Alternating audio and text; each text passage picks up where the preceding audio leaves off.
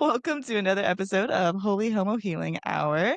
Today we have with us Kit Sargent. I love your last name, by the way, Sargent. They are the host of the Queer Consciousness podcast. Their purpose is to help give a voice and a space for queer people to explore their identity and expand it to help evolve the human collective. They do this through curious connection and deep heart-led conversations. And they actually had me as a guest on their podcast, and it was super fun. And we talked for like 2 hours about all of the things, and it was a good time. So I would definitely recommend checking out their podcast.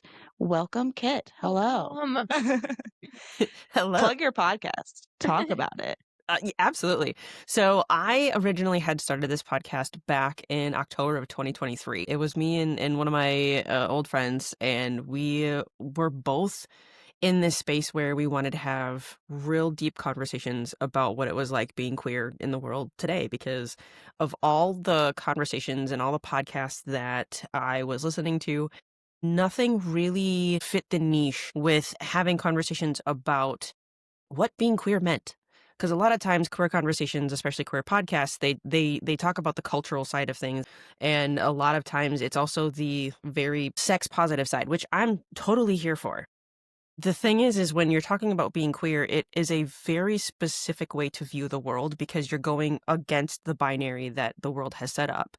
And so it skews how we perceive not only the world, but also ourselves. And so the two of us had this conversation and we're like, hey, we should really have these conversations and like share them with everybody else because everybody has mics and podcasts now. So why the heck not throw our hats in the ring as well?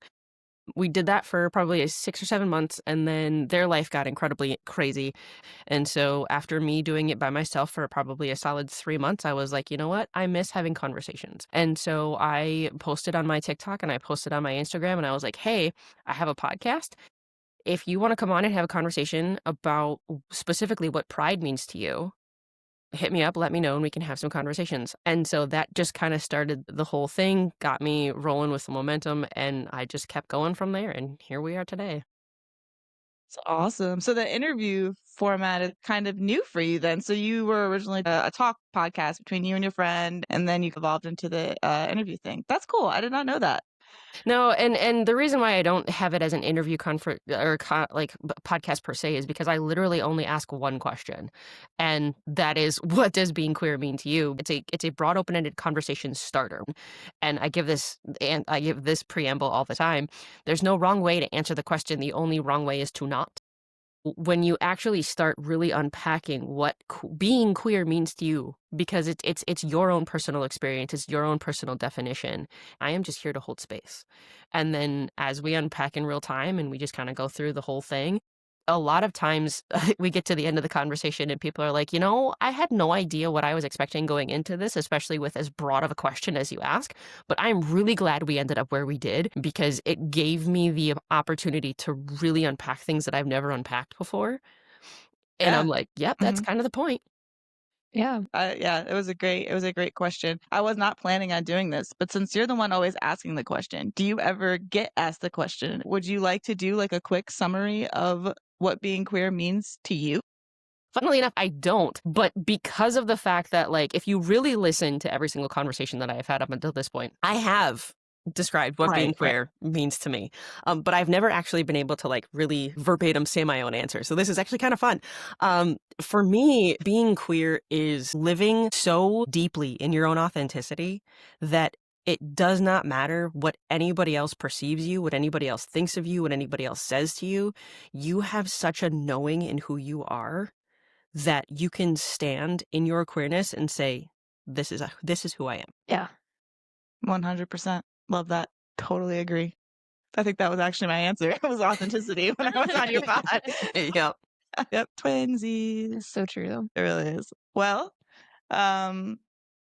let's talk about religious background stuff since that's kind of, the theme of our podcast. Can you tell me a little bit about like how you grew up, religious stuff, any of that? So I like to say that I grew up fundy-light. I grew up in Christian evangelicalism. Because of that, I very much so had a very strict upbringing. I was home churched and homeschooled from 7th through 12th grade. I went to a very private, small Christian elementary school from kindergarten or K4 through 6th grade. So my religious upbringing was my entire life until 18. And then once I hit 18 and I was able to kind of get out of that, and I was in college, I had a lot more free time to myself to not necessarily be in church. And so that was actually an eye-opening experience. It wasn't until I went to college and I actually moved away to go to school that I legitimately walked away from my faith and was like, I don't care. What helped with that was joining the college rugby team, mainly because Sunday mornings we were all hungover as all hell. I didn't have the wherewithal to be like, you know what, I should probably find a church around here to go to. It's like, I'm probably still drunk from the night before. There's no way I'm going to be able to stumble my way into a pew and actively pay attention to whatever man is standing up there talking about whatever he decides to talk about. And so I did that for probably 10 years. And then at some point, probably around 27, I decided to come back to the faith. And I was like, you know what? This Christian thing was, it's the only thing I've ever known. Like, it's the only straight community, straight, I use air quotes around straight community that I've ever really had. And so it was familiar. It was the thing that I had been the most conditioned to be a part of because it was what I was born into. It was what I was raised into. And so I tried to come back and I was doing really good until about 30. I turned 30 the year of the pandemic. Or no, I turned 32 the year of pandemic. It was 2018 when I turned 30. And so that was an absolute eye-opening experience because of the fact that I was massively questioning everything. And I was like, who is this version of me? Like, where did I come from? Why am I still believing in this? Why am I still trying to be this particular version of who I am? Once I really started to unpack that for myself, I was like, this is not me. Like this, I don't like this version of me. And I was able to really then start deconstructing because not only was I deconstructing my religious upbringing, but I was also deconstructing my gender identity and deconstructing my sexuality. I like to use the analogy of being in a foxhole throwing grenades at a building. That building just happens to be my entire existence. And so it was a lot of me waiting for the explosion to happen and then peeking my head over being like, do I want any of that? Do I want it? Is there anything good there? And the majority of it was like, no, I don't want any of that, but I need to like completely destroy everything that I thought was the foundation of who I was in order to really see what is left of the actual foundation. Yeah, there are going to be things that I cannot get rid of because that is the core of my personality. That is how I was born. I can't get rid of it. But the majority of this literal shit that I was going through, I was like, I don't need any of this. Why am I trying to hold on to something that is not, it's not authentic to who I am. It is not authentic to what I understand the world to be. And it is not authentic to the values that I have learned are important to me as I have lived my life. And so I just got rid of it and just basically started over from scratch. And it was a very hard process to go through. And it is not something that I would trade for the world. I forgot that you and I bonded over our homeschooledness. I forgot that we're like the Yep. same person. Yep. Home church and homeschooled is a Yeah. lot. There were literal months where I would not see anybody else besides my immediate family. Wild. Wow. Yeah, it Yeah. was a good time. Did you all live like far away from the town too? No, I lived in a neighborhood. It's not like I grew up in the middle of nowhere. I could walk 5 blocks down to my local library. I lived 4 blocks away from an elementary school. Like, I had neighbors that were the same age as we were, especially when we were in, and I say we because it was me and my sister. When we weren't in school or in sports, what else is there to do? With homeschooling, you don't really have athletic programs because you're not in a school. You're not in a setting where you can just go and do things. You have to find things to do that other homeschoolers are doing. And because we weren't in church at the time either, it's not like we had a Sunday morning outlet where we could go and play with other kids our own age while also learning about the Bible. We didn't have that. And so that was something that I was like, wow, I now looking back at my childhood, I was like, you actively turned out okay given how you were raised. In spite of It's everything. mind blowing, honestly.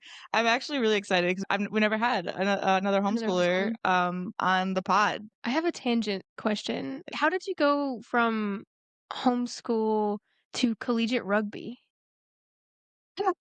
That's a good question.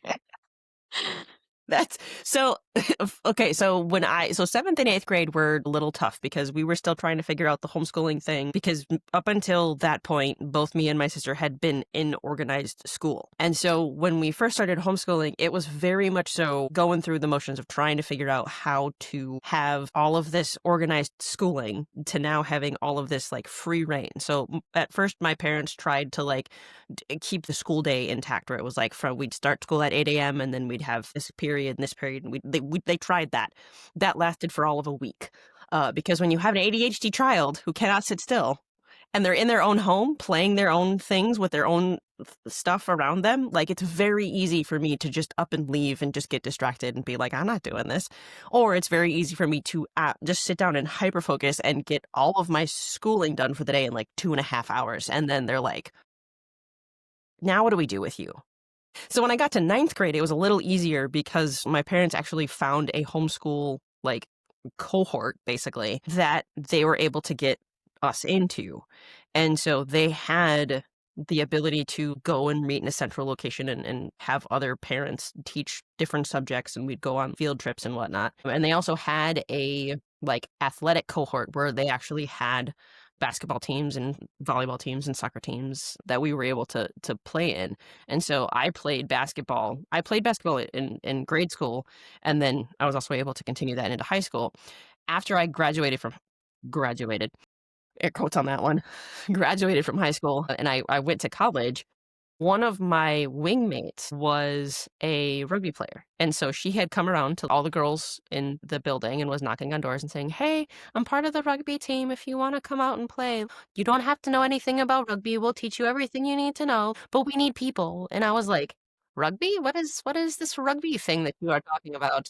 And there are women there? Really? Okay, this sounds like fun. And she was like, you seem like an athlete. What have you played? I'm like, basketball. And she's like, okay, so basically take basketball, soccer, and football and put them all together into a sport, and that's rugby. And I was like, ooh, you had me at hello. So then I showed up for the first practice, and they're all like, okay, not only are you really fast, but you also have a lot of spatial awareness. Yeah, we can use you. Okay, Yeah, that's cool. that's so cool. Yeah, so random. But I was like, yeah, how did that connect? So yeah. The funny thing is it makes sense once I actually describe it, but like just throwing in I used to play rugby. Everyone's just like, I'm sorry, what? That's like the gayest thing I you love could that. possibly do. Yeah. Being homeschooled, I could go on about my experience forever, but how was that educationally for you? I saw the quotations around graduating. Go Huh? ahead, Yeah. do a homeschool rant. Okay. I didn't like it. I didn't, because Okay. the lack of structure for me, especially as someone who is the hyperactive ADHD kind, I thrive in structure. As much as I hate it, I thrive in it because it allows me to put that hyper focus into something where it's like, okay, you're for the next 45 minutes, you are going to be focusing on this one particular subject. And I'm like, all right, cool. I can do that. And it at least allowed me to have some semblance of control over my focus, where it's like I can focus on one subject, we get a tiny little break, and then we switch to the next subject. Whereas when I was homeschooled, it was really easy for me to get bored after 10 minutes of doing math. And then I would like put my math away and pick up my English and then be like, yeah, I don't want to do this right now. Put that away and grab my history or whatever next subject I decided to pick up. And then there were other times where I would get so hyper focused on a subject, I would do like 2 weeks worth of school in 2 days. Because I was like, oh my God, it's so interesting. And I just want to know all of the things. And so I would do all of the reading and go get extra books from the library. And then once I had satiated my fill of curiosity, I was like, all right, I'm done with that. I don't want to do anything else. And it's like, no, you have to finish the rest of the book. There's still like 3.5 months worth of school that you have to understand it. I'm like, yeah, but none of it's interesting. I don't care. So why do I have to learn this? And that was always really hard for me to try and like uh, cater that focus into a specific topic where I can be like, no, you need to do. And I'm like, no, I don't. I don't.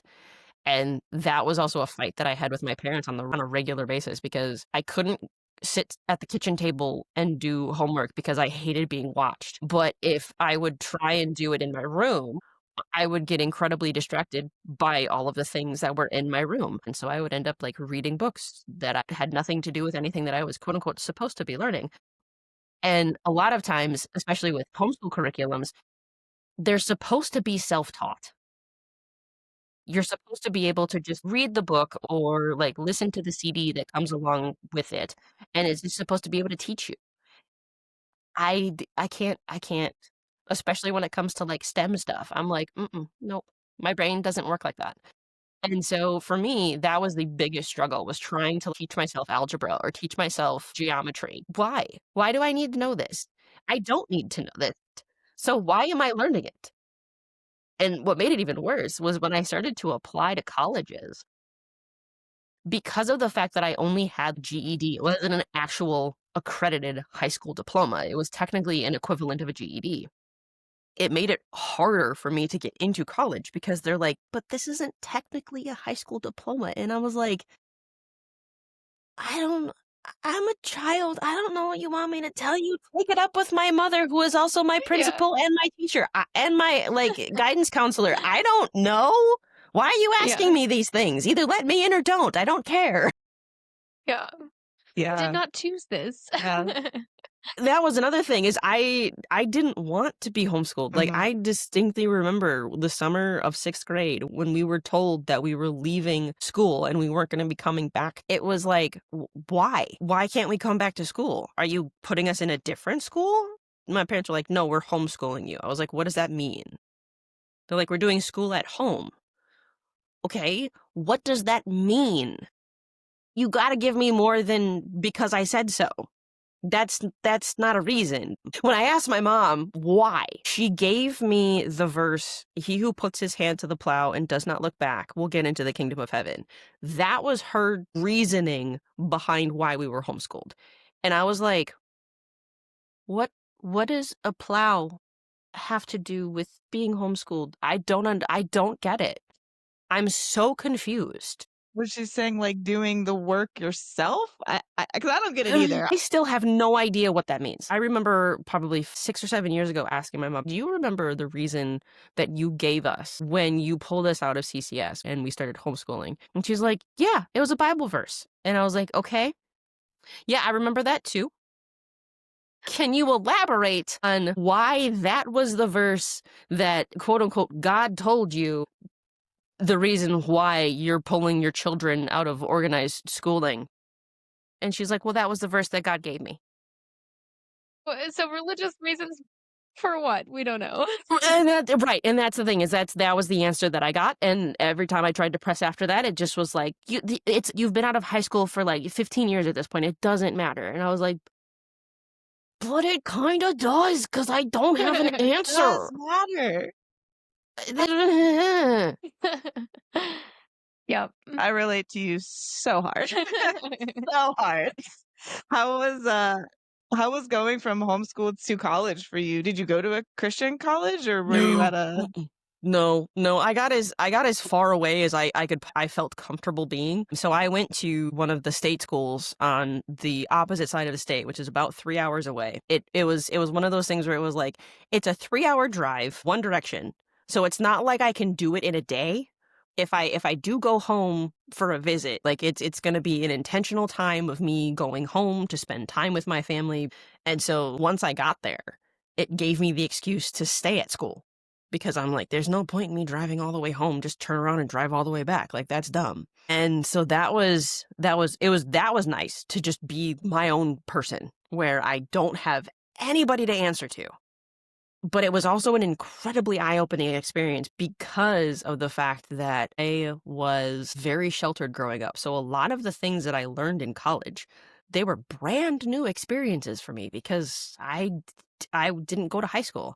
I didn't really understand a lot of the social dynamics because even when I was around other kids my age, when I was in high school, like playing basketball, it was only for like 2 or 3 hours at a time.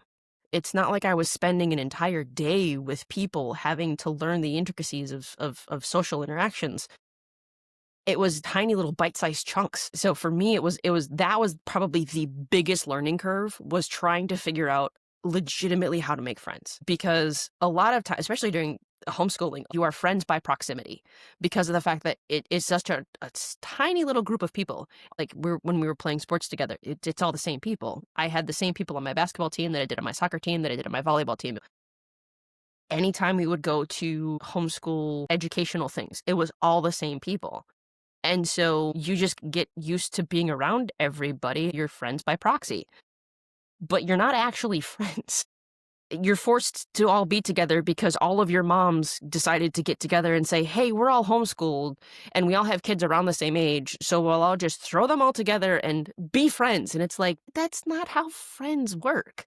And so I was always this super awkward kid who had no idea how to make friends because, especially with being ADHD, my brain moves so incredibly fast, where it's like, if you are not actively keeping up with my head, I'm going to get incredibly bored with you as an individual because I'm like, you're boring. You bore me. Like, you're not a terrible person.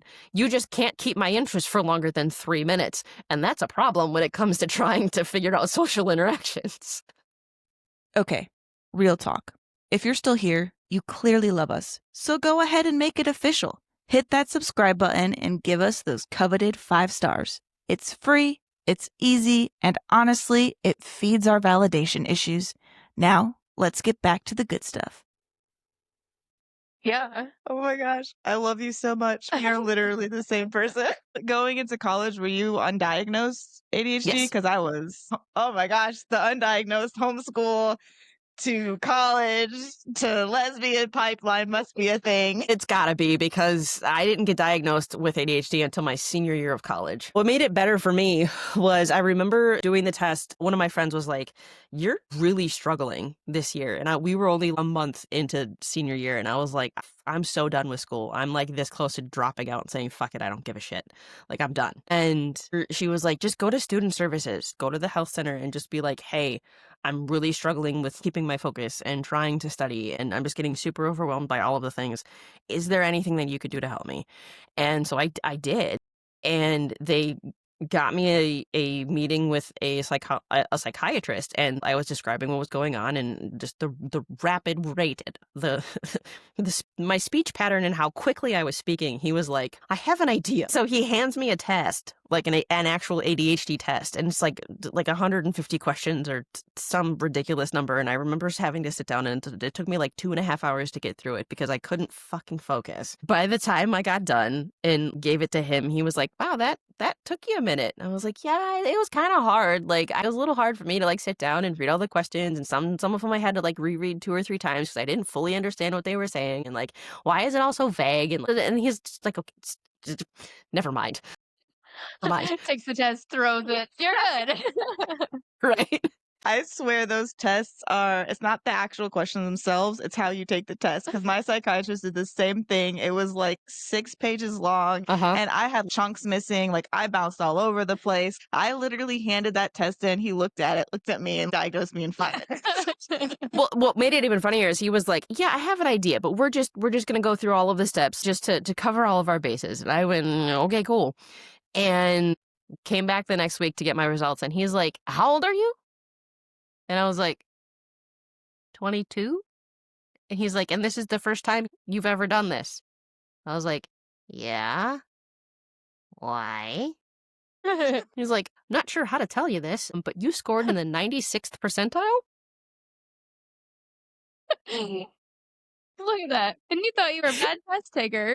Well, the funny thing is, I was like, so I got an A? And he's like, no. You achieved so hard. He's like, I don't understand how you have gone until you are 22 years old, undiagnosed. Yep. I was like, oh, so I do have ADHD. And he goes, you have ADHD so close to the sun, my girl. And I was like, You're the poster child. right.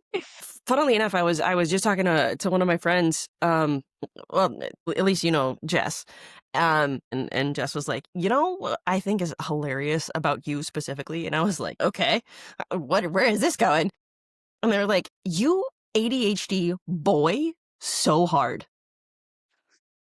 Oh, yeah. You That's impressive do. that you didn't get diagnosed. Yeah. Yeah. Yeah. I figured out after trying to be on meds for over a year and trying 3 different kinds, none of which worked. They all gave me the absolute worst side effects. And I was like, oh, so great. I have figured out that I am stimulant resistant. I love this for me. Oh no. So you just raw dog ADHD, man. Yeah, yep.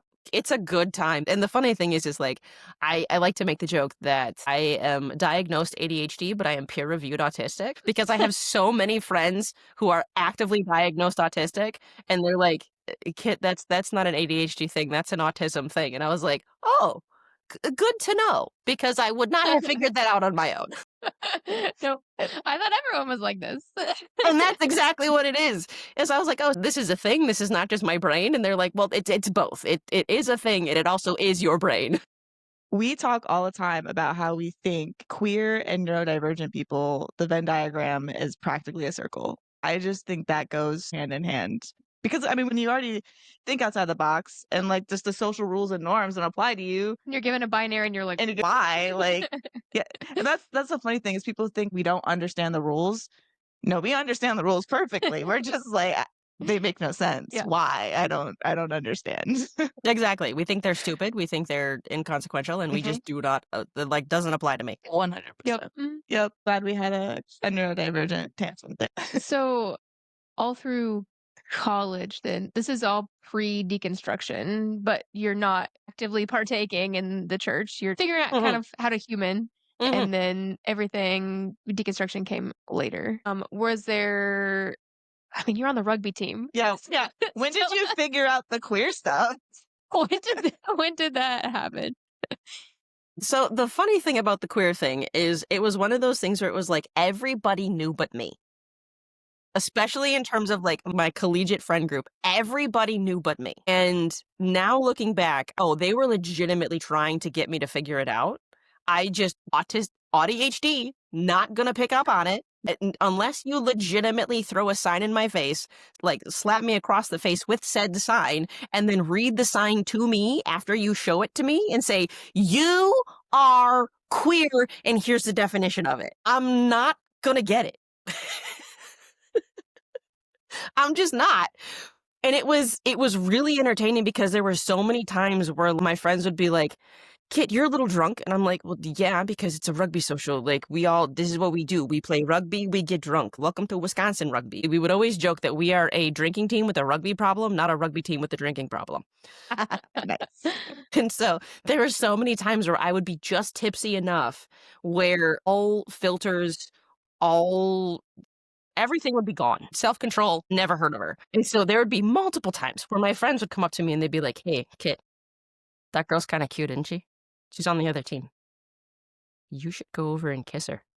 And I'd be like, okay. Like the whole John Mulaney, like walking through life, and just figuring it out and being like, okay, I'll just go over here. There were so many times when that would happen, especially because like everybody, it was a dare. They would be like, hey, so-and-so, I dare you to kiss Kit. And they're like, okay. And so I'd be like, this is kind of fun. I like this. But it didn't dawn on me that that's what they were trying to get me to do, is they were like, hey, friend, you're gay. I'd be like, what? I don't know what that means. I don't know. Once I graduated from college and got away from that, I tried to like be the whole good Christian girl again, where I was like going to Bible studies and I was being involved in the church and I was teaching Sunday school and I was doing all of the things that like you're supposed to do as a good Christian girl. And it never felt right. And every time I would try and date somebody within my friend group at church, or like somebody would set me up with a guy, I'd be like, do I have to? Do I? Is this something that I didn't? No. They're gross. Boys are gross. And then I would use the excuse, I'm saving my kids for marriage. Like, we're not allowed to do anything. Oh yeah, that's the best That one. sentence was so easy. It was so easy. Why can't you do it? It's so easy. I don't want to have sex at all. The thing is, I'm like, he's not even that, he's not even that cute. He's also a bad kisser because, Christian boys, they're not supposed to have a whole bunch of experience. And I was like, you haven't even kissed anybody? How old are you? What is wrong Did with you you? date in college at all, or did you just not? I did, but it was always a friend of a friend where my friend would hook me up with their friend being like, hey, I think you would really like this guy and you would really get along really well with him. And I'd be like, okay, sure, but I'm not actively trying to go and look for people, which also was one of those things where it was like, yeah, you're a lot more asexual than you think you are. Yeah. Yep. That's the big one. Yeah. So that's I was like, oh, this is going to be real fun because not only was I the ADHD of not picking up on the social cues, but then there's also the asexuality of I don't actually want a sexual relationship like at all. Why? And then of course the guys would be like, well, why don't you want to? And then I would use the excuse because I'm saving myself for marriage. I'm a good Christian girl. So good. You were so good. I was the best. I got a gold star in Christian girl to the point where I went the other way. Why do you think you went back to church? Was it just a comfort thing, a community thing? What made you circle back? It was a comfort thing, a community thing, but it was also a family thing where my family are still deeply religious. They are very, very, very conservative in all of the aspects. And it wasn't until I moved back home where I was living with my sister and we were both in an apartment together and I was spending a lot more time with my family. That's when I really started to get back into church. I didn't want to be that odd man out where I was like the only person in this group of people that wasn't going to church on a regular basis, that wasn't having these like intense God moments. But at the same time, I was like, but I kind of like being the odd man out because y'all are just taking this a little too far and this is a little too weird. Yeah. That makes sense. So you were trying to do the good Christian girl thing. When did you realize you were not a good Christian girl? When I was sitting in membership classes, because I had been at this church for about a year and a half, I was really involved. I was leading a small group. I was teaching Sunday school, and I had a lot of friends in the church. And they were like, "You've been here for a while. Maybe you should think about becoming a member." And I was like, okay. And so talked to one of our lead pastors and they were like, yeah, if you're going to do this, you have to take membership classes. And it's basically every Sunday for a month. You come in after a second service and we all sit in the basement and talk about the church bylaws and what we believe and why we believe it. I was like, okay, that sounds like fun. Sure. I'm already here. Might as well just spend the whole damn Sunday in church. And so I remember sitting in membership class. And at one point they were talking about how they viewed homosexuality. And I was like, why does it sound like they are specifically talking about me? Where they specifically mention that they believe that homosexuality is a sin. They love people who are quote unquote homosexuals, but they also believe that it is a lifestyle choice and you can choose not to be gay. And if people are choosing to live a homosexual lifestyle, they are not allowed to be a part of our church family because we can love the sinner, but we have to hate the sin. And I'm like, huh? So you're saying that you love everybody and everybody is welcome in the doors of our church and as church members, but you're making an exception for a certain type of person. That's not everybody. You don't love everybody then. You only love certain people because by definition, when you say accept, that is not everybody. Right. And then I was also a part of an all women's small group, and they were talking about like different aspects of sexuality. And we were reading a book about a quote unquote reformed gay man. And I remember reading this book and I was like, that feels like a lot of projection. Oh my God, how did this thing get published? Projection.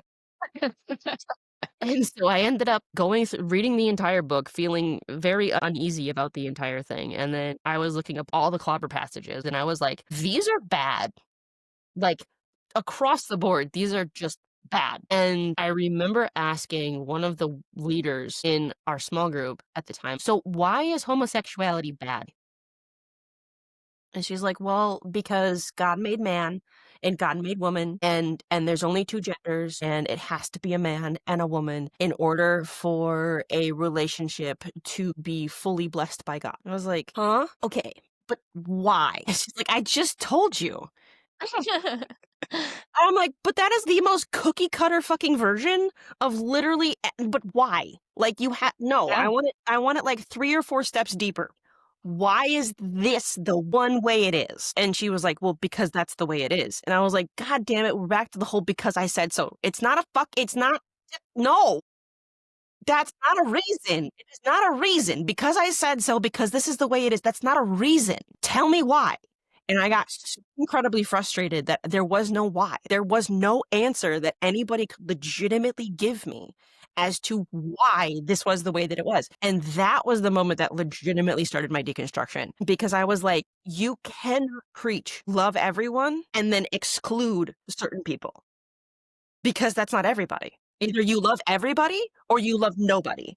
But you cannot have this in between of we love certain people, but other people aren't great because they don't live up to our expectations of humans.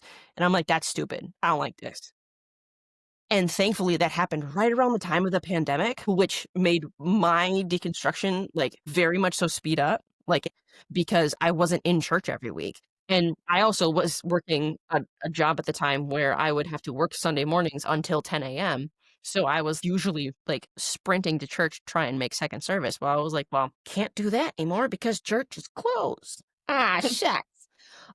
So that definitely expedited it, but it also allowed me the time to like really unpack the whole gayness of church and why so many people within the church are so against homosexuality and same-sex attraction and just the whole thing. And what really got me was the more I started to look into it, just the amount of hypocrisy that was coming from the church, of so many people saying, we love you, but.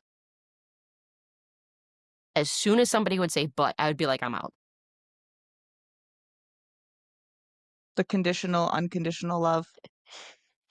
Yeah. So that's relatively recent. I mean, that's only 5 years ago. Yeah. When did you fully come out as queer? And what, I guess, like what labels and things do you claim? Yeah. That was a process. I deconstructed my religion first before I actually even started to unpack my gender identity and my sexuality, because I had to. Like, in order for me to fully be able to embrace myself, I had to kind of get rid of all of those beliefs that I was imposed upon since I was an infant. So once I was able to get rid of that, it was like, oh, okay, this is gonna be way easier. It was not. They said it themselves. After like the first initial wave of deconstructing my religion, then I was able to figure out to be like, wait a second, hold on. Why is this such a sticking point? Like, why is your church's belief in homosexuality or lack thereof such a sticking point for you? And then I was able to be like, wait a second, why have every time I have had a close female friendship, it's always been more than just like a friendship? There's always been a level of romantic interest there, even when I was going through puberty and then going through high school and going through college. It was like, why was I always far more attracted to women than I was to men? And that was the question that I had to ask myself. And at the time I was trying to date this guy who on paper was a really good guy. There was absolutely no, I was forcing every single interaction that we had. I was trying so damn hard. I was like, especially because by that point I was already over 30 and I was still single, and so many people in the church were questioning, why are you still single? Like, what is wrong with you? You're 30 years old and you're not married yet? Like, you should have already been married for years and have had at least 2, if not 3, possibly 4 children. And I'd be like, I just haven't found the right guy yet. And so there's so many women in my church trying to hook me up with their grandkids and their sons and their nephews. I wish there were nieces. Their nephews. Just be like, this is a guy that I think you'll really like. And I'll be like, no thanks. We just don't vibe, and I just don't like him. That was starting to be the first indicator. Was like, you legitimately don't like men. They're fine as a concept, but in terms of individuals, you're like, no, just no. And so that was always the thing that I kept coming back to is like, you don't want anything to do with men. So then I was like, this is gonna be a problem if you want to stay in the church, if you want to stay a good Christian girl. And that was the first domino of, okay, so who do you like? And I was like, oh no, I really like women. Like really like women. They're so pretty and they're just so fun and they make me feel all kinds of ways and I get stupid around them. I might be eloquent in a podcast when I'm talking to other people, but as soon as I come across a pretty lady, I'm like, I'll just stare at you and admire your beauty from over here because I have absolutely no idea what to say to you. I get it. It was a wild time, especially because like I'm literally deconstructing the entirety of my existence at this point. It's like, okay, who am I sexually attracted to? Also use I'm non-binary, so I use they them pronouns. And I was like, I don't want to be a man, but I also don't want to be a woman because I don't like either of the binaries. Can I just choose none? Like none gender? Like I like the whole middle none gender. That's a good space. I like this space. This is my box. I like this box. Please don't make me move out of my box. Boxes are great when you get to pick them for yourself and they're comfortable, you know? Mhm. But yeah, same. I feel like coming to terms with my gender was a way after realizing I was queer. And I think it was mainly just because I didn't even realize that that was a thing. I didn't realize that you didn't have to be a boy or you didn't have to be a girl. And I think once I realized that, I was like, "Oh, yeah, that's how I felt my whole life." So you figured out both at the same time, like your gender and your being gay. Yeah. It's also like the whole ADHD thing where it's either all or nothing. I'm either going to figure this all out at the same time or I'm not going to figure it out at all. Are you still ace now, or was that something you were thinking before with men? It was, just because I was like, I really don't have any sexual attraction to men, like, at all, but the funny thing is I have also realized that it's not that I'm not sexually attracted to women, it's just that that is not the first thing that I think of when it comes to women. I am very much so more wanting emotional connections than I am wanting physical connections. It's been really interesting to try and figure that out because I'm demi-ace. So, like, in order for me to have any sort of sexual connection with somebody, I legitimately have to have that emotional connection first. The funny thing is, though, once I get that emotional connection, I don't necessarily want the sexual connection as well because I'm so fulfilled by the emotional connection. Hmm. So it was one of those things where it took me a little bit to figure that out, where it was like, no, I do have sexual attractions to people. It's just that is like 17th on the list in terms of what I'm looking for in a connection. It's like I like your brain. I like your heart. I like what you like. I'm really interested in all of your info dumping. I like the fact that you give me gifts. I like the fact that you like hugs. I like good hugs. And I like you just wanting to sit in a room with me and we watch TV together and we don't say anything for 4 hours. And then it's like, oh, right, we can also have sex if we wanted to. Yeah, that makes perfect sense. I feel very strongly with that as well. I think I'm kind of the same way. And it sounds crazy, but I almost feel like when you have ADHD, I kind of just like forget about sex sometimes. Like if I haven't had sex in a minute because of whatever reason, I just kind of forget that that's a thing that I can do. And Uh-huh. then like when I do have it, I'm like, oh yeah, this is nice. This is fun. I like this. Yep. Yep. Yeah. Yeah. It'll be like a week straight of like, yeah, we should do this more. And then it'll happen again. I kind of forget about it for a little bit. Mhm. Yep. Yep. Cool. Glad that's relatable and I'm not insane. But that was honestly what took me the longest to figure out that I was asexual. Like Demi was pretty easy to figure out once I like was able to deconstruct my sexual identity and my gender identity. Then I was able to be like, oh no, in order for me to even be like sexually attracted to anybody, I have to have that emotional connection. The ace part of it was a little harder to figure out because there were times where I was like, I'm super emotionally attracted to somebody, and that's it. Like, I love the emotional connection that we have. I love that we're able to talk about deep, intimate things. I love that you stimulate my brain and you stimulate my heart. And that's literally as far as that goes.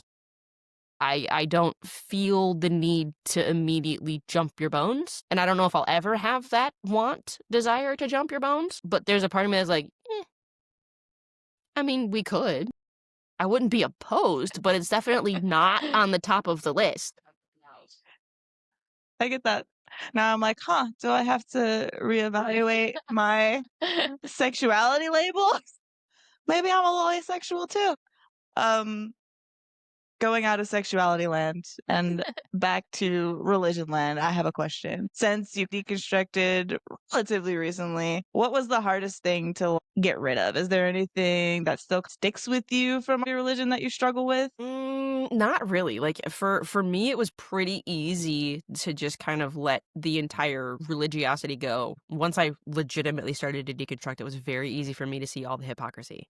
And that was the biggest sticking point for me. Why do I want to be involved with something that has hypocrisy written in every single corner of everything?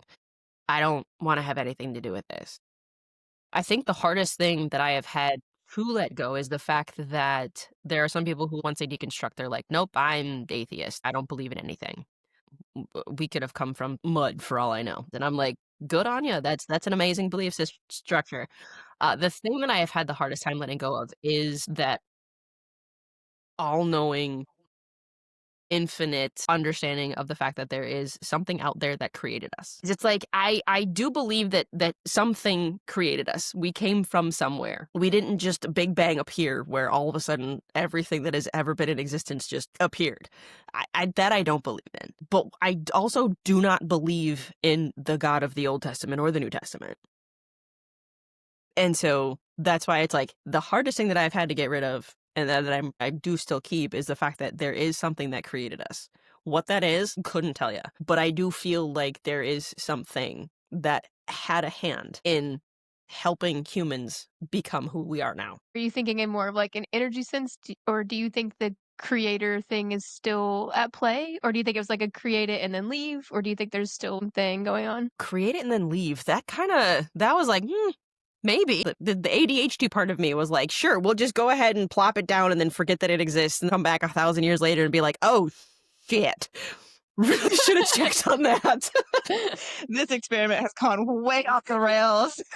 Push it to the side. Right? We'll just keep that in the back of the fridge. Hope to God it slows down.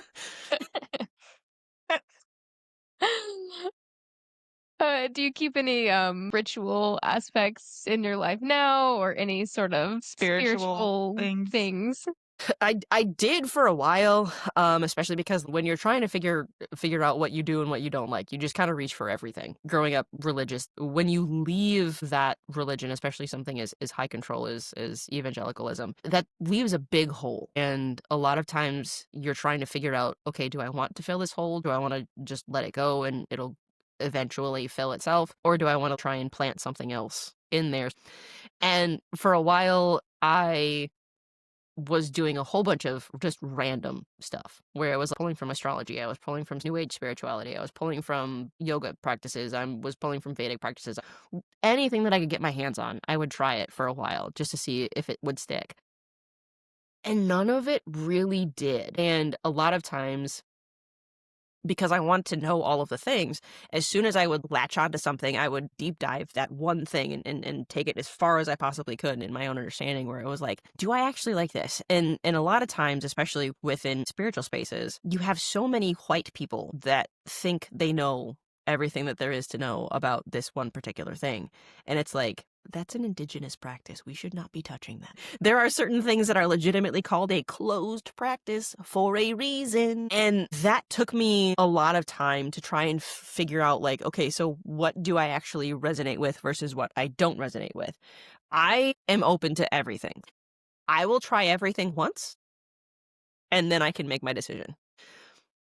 Right now, I don't really have anything like ritualistic that I like to do, just because so many times I forget. It's the ADHD curse of if it's not immediately in my vicinity, or if it is not a routine that I have basically preordained in my life, it doesn't work. It was the same reason why I had such a hard time with astrology and the practices of doing things on the new moon and the full moon, because they come around once a month. I'm not going to remember this. And that has probably been the hardest part of trying to find some sort of consistent spiritual practice, because the ADHD curse of if it's not directly in front of me and I am not doing it immediately, it will not get done. Yeah. But if you don't feel like there's something missing, then, you know? Yeah. Right, and that was exactly what it ended up being, is I was like, "I'm not missing out on anything. I'm perfectly fine with just going about my life and being a good person and allowing myself to hold space for other people and love them how they want to be loved, not how I deem they should be loved." How was finding community for you after you left the church? That was really hard because of the fact that within church spaces, so many people, even if they are queer, they aren't out. Or if they are, they're in an entirely different denomination where they are affirmed and they are accepted fully. Because of the religious flavor that I was raised in, it was really hard for me to try and go back into church spaces as a queer person because of how much trauma I had from the church. And so it took a long time for me to even start wanting to reach out to find community. Because when I had first come out, I had a lot of people who were a part of the old church that I was a part of reach out to me and be like, "Hey, so I saw what you posted on Facebook. Can we have lunch?" The first couple of people that did that, I was like, "Oh, yeah, absolutely. I would love to talk to you about why this is so important to me and why I'm so happy right now." And they would always do the whole, "Just to let you know." And I'd be like, "You're proselytizing to me in Panera?" And what really sunk it for me was someone who had been a major part of my life, someone who I considered a close friend and mentor, reached out to me and was like, "Hey, saw what you posted on Facebook. Would love to have a conversation just to see how you are." And we were sitting down, and towards the end of the conversation, after she had asked me all of her questions, she looked at me and she goes, "I don't agree with your lifestyle choices, but I still love you." And I was like, Do you though? "Really? You still love me?" That was the sticking point. I was like, so you're not saying that you don't, but you still?" In spite of who you are. Huh? Yeah. Yeah, In spite exactly. of you as a person, Yeah. I still love you. Uh-huh. And I was like, that is not what I wanted to hear. And after that, that's when I started to really realize, oh, so this community I can't be a part of at all, because they're going to want to try and gently shame me into not being myself. It's going to be a lot of passive aggressive comments. It's going to be a lot of, well, that's a choice type deals. That was the hardest part, was walking away from that, because I did have a lot of who I thought were close friends that I could share this stuff with, and it turns out I can't, and I couldn't. And going from having people that were in my life on a almost daily basis to not having them at all, that was a big hole. But I was like, where do I find community? So it was a lot of me going through and finding queer Christian podcasts, and then like sliding into the host's DMs and being like, "Hi, I heard your podcast. It was really good. Thanks for not being a dick." I love that the podcasting was a space for you then. That's really cool. Yeah, and that's how I found community at first, funnily enough, I slid into Jess's DMs, and that's how we met. Was Wow. I found their podcast through a different podcast, and them always saying like, if you want to talk to us, just send us a message and we'll totally respond. And so I finally got brave enough and I did, and slid into their DMs and was like, "Hey, I've been listening to your podcast. It's really helped me figure out who I am." Because at first I still wanted to hold on to my religion because it was the thing that I knew. I knew how to be a Christian because I had been a Christian my entire life. And once I figured out that God really legitimately did love who I was and who I am, I could still hold on to that. And I did for a while. And then I realized, never mind, never mind." But through Jess, I was able to meet other queer people, which then allowed me to meet other queer people and build community that way.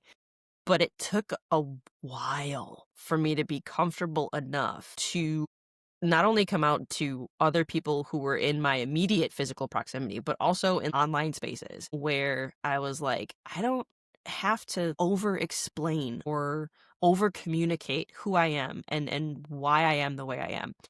because of course in Christian spaces, a lot of times you have to do that. You have to overly justify who you are and why you believe what you believe in all of these things. And that's why they tell you to have a different pitch for every situation. And I was like, so you mean to tell me I don't need to have 6 different versions of my story that are basically the same thing, but I can boil it down into like 1, 3, 5, 7, 12 sentences? I can just say, hi, I'm Kit. My pronouns are they, them. And everyone's like, cool, Kit. Hi, welcome. And I'm like, Hey, Kit, what's up? Yep. I like this so much better. There is just such a, I don't know, spirit vibe of radical acceptance that comes from queer groups that is hard to describe to someone who has never experienced it. Yeah. Yeah. That took me a little bit to get used to as well, because I was like, wait, so there's not a catch? You're just to catch. Yeah. No. cool? And I think the internet has obviously had its ups and downs, but I think that has also been a really helpful tool for a lot of people who are coming out to find community initially and to come out in a safer online zone before they Yeah. come out to people around them too. One of the groups that really helped me way back on Facebook was a group called Evangelical. And just having that community to really help me deconstruct and figure out everything and people who are on the same page. And yeah, it's really helpful. Yeah, But for sure. you ready for the final question, boss? Final question. It's the final question. Do-do-do. Our final question is actually very similar to your final question on your podcast. If you could go back to baby Kit hanging out in the pews or high school being homeschooled, whatever, what words of wisdom, advice, love would you give to them? I love this question, mainly because, to Elise's point of, this is very similar to the question that I ask on my podcast, but it's never asked of me. And so this is how the tables have turned, how the turns have tabled. It's nice to be on the other side of it, to be like, what? So to narrow it down, I'll just go with the answer that I would give if I were asking myself my own question, which is, what advice would you give your 15-year-old self? Especially because me at 15 was, I don't want to say I was a troubled kid, but I was somebody who definitely was looking for community. I was looking for acceptance. I was looking for somebody to say, who you are is enough. And I didn't get that as a kid. There was always an expectation of me being a certain version of myself, depending on what space I was in. And I got really good at swapping out masks. And now, looking back at my 15-year-old self, I would have told her, I would have been like, you are enough. Yeah. Good stuff. I- No notes. Yeah. No notes. No notes. Yeah, no notes. 10 out of 10 answer, no notes. Good stuff. Well, thank you so much, Kit. Yeah, You're it's awesome. been a lovely chat. Yes, it has. Thanks for having me. This was great. We'll do our awkward bye. Oh, thank you. Bye. Goodbye. Thank you for listening to Holy Homo Healing Hour. If this show speaks to you, please subscribe and share it with someone who might need to hear it too. Until next time, be kind to yourself. And remember, honey, we all deserve to be loved.